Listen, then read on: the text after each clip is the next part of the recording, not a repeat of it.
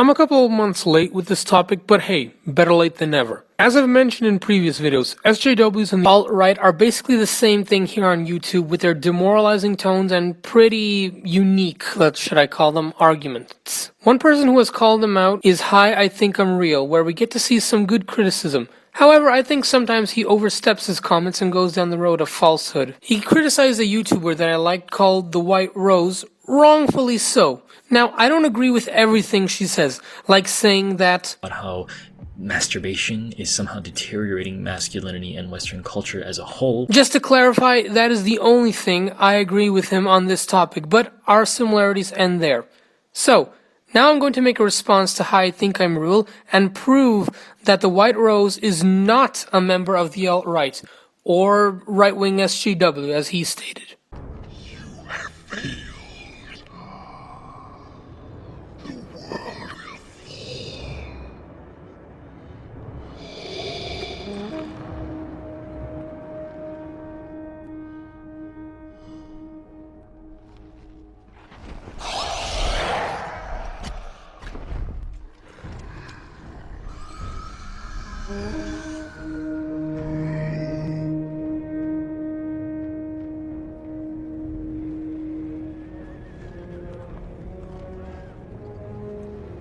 Just one thing, this guy has made 2 videos on her, so I will partially respond to both. I want to have a bigger discussion, as usual, about what the White Rose represents to the political wing of YouTube. So, without wasting your time on the specifics of the White Rose's video about how masturbation is somehow deteriorating masculinity and Western culture as a whole, which is ridiculous. Like I said, this is the only thing I will agree with you on. I'd like to talk about why the White Rose is essentially a right-wing SJW.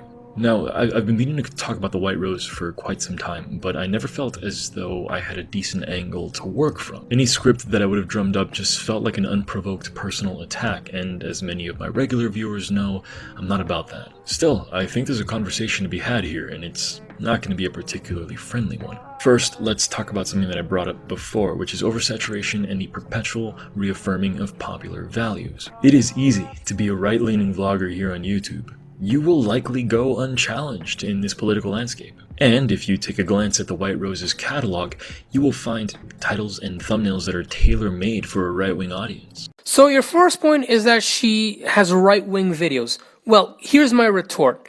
Real.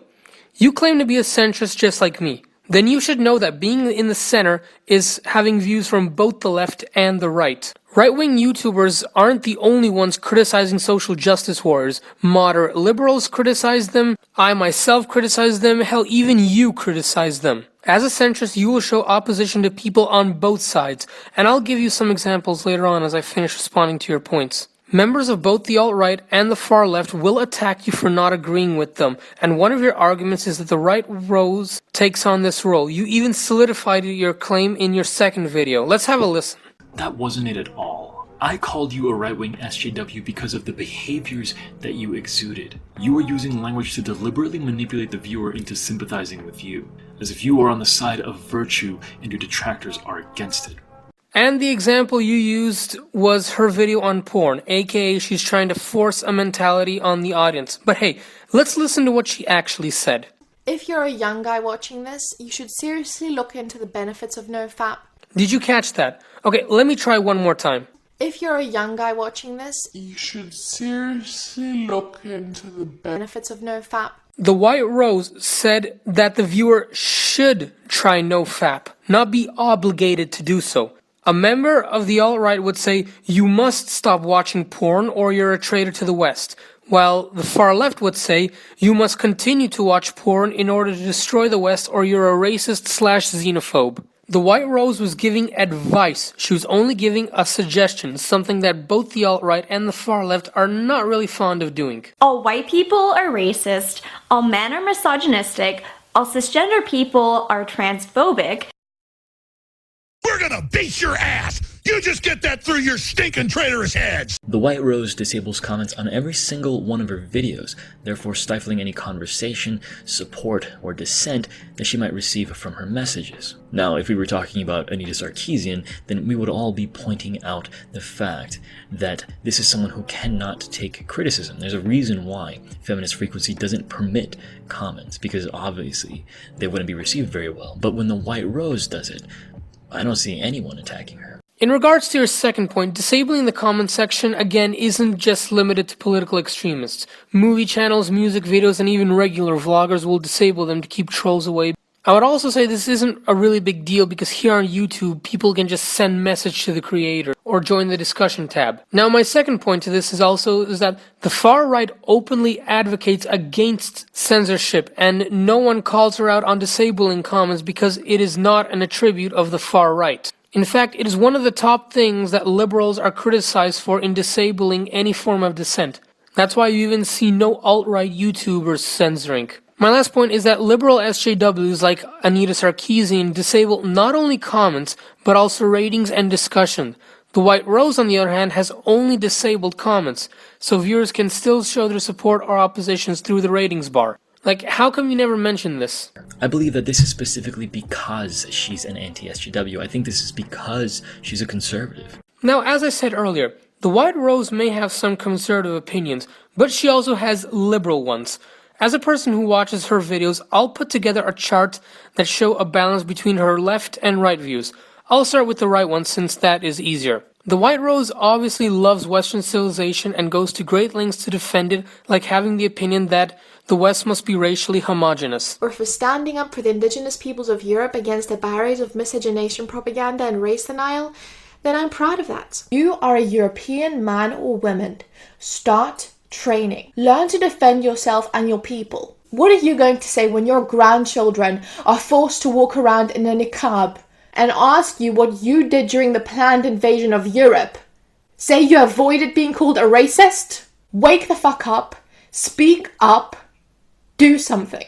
While I'm at this point, I'm just going to say that labeling someone as far right simply because they want a racially homogeneous society is, pardon for my language, but it is fucking retarded. I myself believe in a racially homogeneous society too, and I have also been called far right. Listen, that is only one opinion a person has. That doesn't mean it completely defines them. Also, who wouldn't want a homogeneous society after what many liberals have called for? Det finns ingen väg tillbaka. Sverige blir aldrig som det varit. Europa är i förändring och Sverige behövs som en trygg plats för människor på flykt. Nu måste vi söka vägar framåt och hitta ett sätt för alla att leva tillsammans. Det är dags att inse att nya svenskar kommer att ta plats. Med kultur, språk och vanor. Och det är dags att se det som en positiv kraft.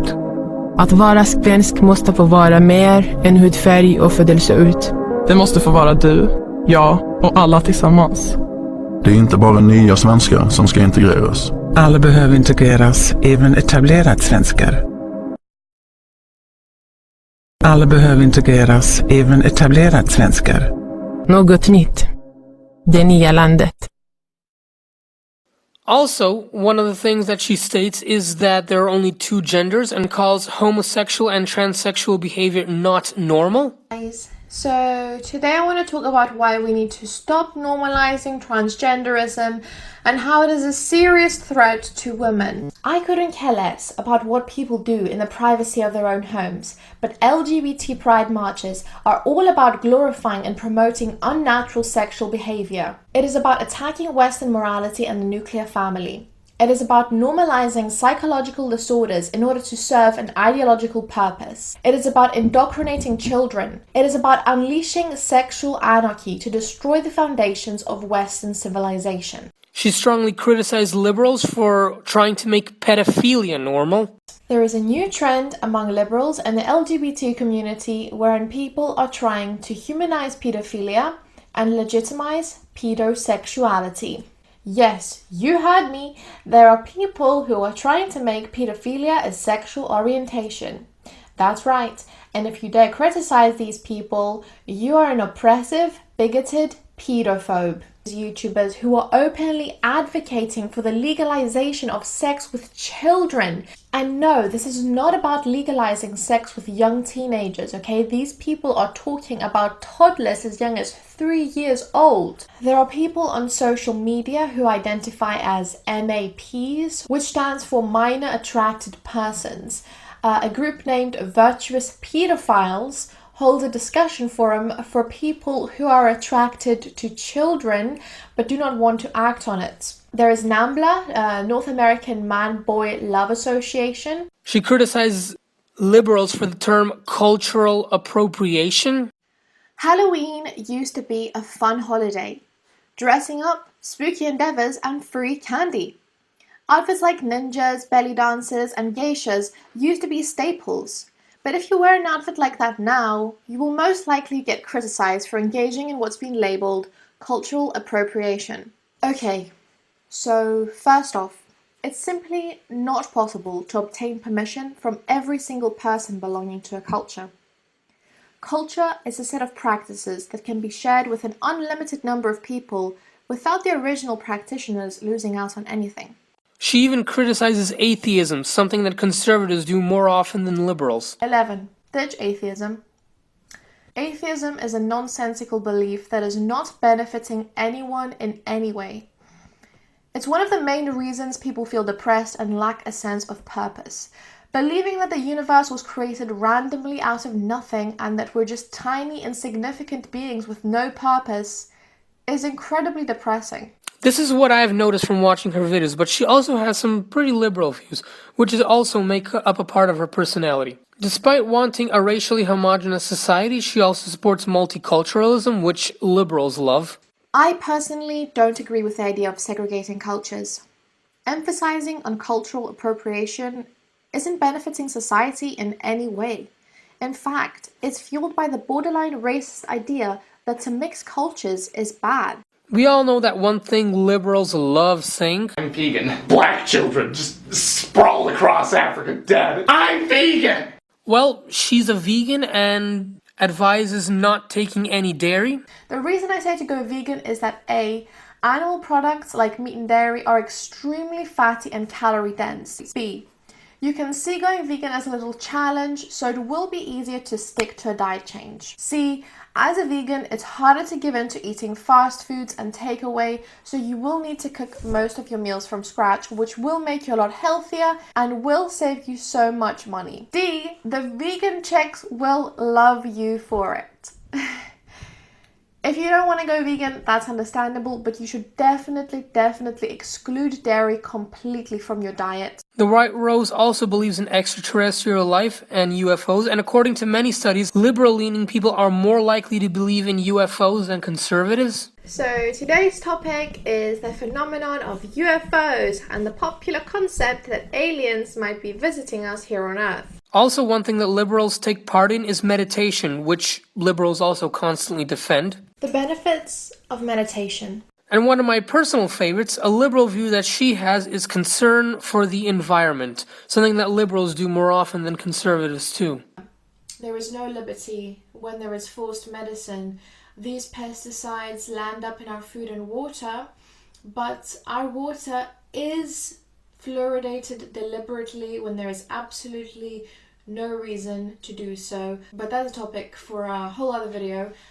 Thanks for listening. If you're concerned with how these chemicals are affecting humans and the environment, make sure to spread the word. She even criticizes both feminists and MGTOW, placing herself right in the center of all this.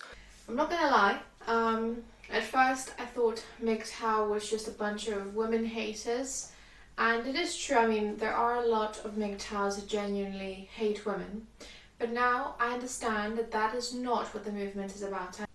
And feminism is a false narrative that demonizes men, but also hurts women and makes... From this, I can easily see that she is indeed a centrist. Naturally, these are only some things we know about her. Who knows what other opinions she has?